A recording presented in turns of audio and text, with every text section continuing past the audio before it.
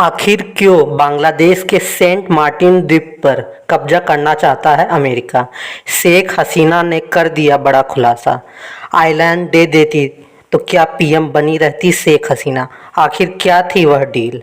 जानेंगे क्या है पूरी खबर विस्तार से, लेकिन उससे पहले वीडियो को लाइक करके चैनल को सब्सक्राइब जरूर से कर लें ताकि हम रोज आपके लिए ऐसी ही वीडियोस डालते रहें। बांग्लादेश में तख्ता पलट के बाद देश छोड़कर भागी पूर्व प्रधानमंत्री शेख हसीना ने कहा है कि उन्हें अमेरिका के कारण सत्ता छोड़नी पड़ी।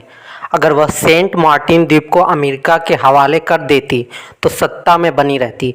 एक अंग्रेजी अखबार से बातचीत में उन्होंने बंगाल की खाड़ी में स्थित सेंट मार्टिन द्वीप को लेकर यह बड़ा आरोप लगाया है। आइए जान लेते हैं कि आखिर क्या है सेंट मार्टिन द्वीप और इस पर क्यों अमेरिका की नज़र है।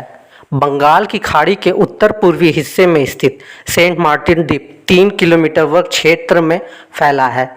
कॉक्स बाजार टैंकफ प्रायद्वीप से करीब 9 किलोमीटर दक्षिण में स्थित इस द्वीप को नारिकेल जिंजीरा यानी नारियल द्वीप और दारूचीनी द्वीप यानी दालचीनी द्वीप के नाम से भी जाना जाता है। यह बांग्लादेश का एकमात्र प्रवाल द्वीप है और अपने मनमोहक प्राकृतिक सौंदर्य के लिए जाना जाता है।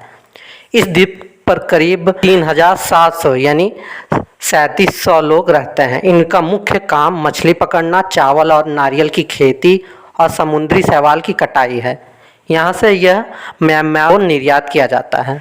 बताया जाता है कि यह द्वीप किसी ज़माने में टेक्नाफ प्रायद्वीप का ही हिस्सा था, लेकिन प्रायद्वीप के हिस्से के पानी में डूबने के कारण अलग हो गया। इससे प्रायद्वीप का सबसे दक्षिणी हिस्सा अलग द्वीप में बदल गया, जो आज बांग्लादेश की मुख्य भूमि से अलग है। इस द्वीप को 18वीं शताब्दी में अरब व्यापारी ने पहली बार बसाया था। उन्होंने इसे जजीरा नाम दिया था।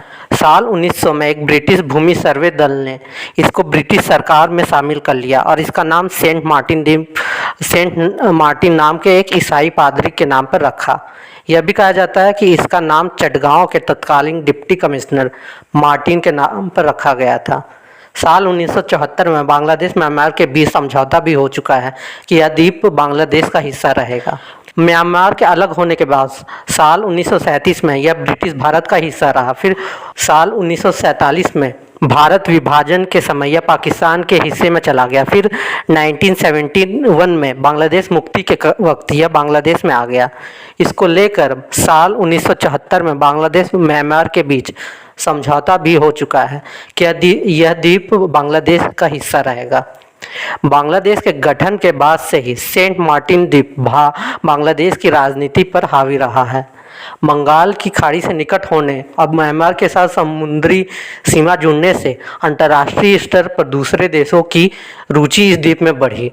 खासकर अमेरिका और चीन ने इस क्षेत्र में अपनी उपस्थिति मजबूत करने के लिए इस द्वीप पर अपना दबदबा कायम करने की कोशिश की। अभी साल 2023 के जून में ही शेख हसीना ने आरोप लगाया था कि अमेरिका ने इच्छा जताई थी कि चुनाव में बीएनपी की जीत के बदले वह सेंट मार्टिन द्वीप पर कब्जा कर एक सैन्य अड्डा बनाना चाहता है। उन्होंने यह भी कहा था कि अगर बीएनपी सत्ता में आ जाती है तो वह सेंट मार्टिन द्वीप को अमेरिका के हवाले कर देगी।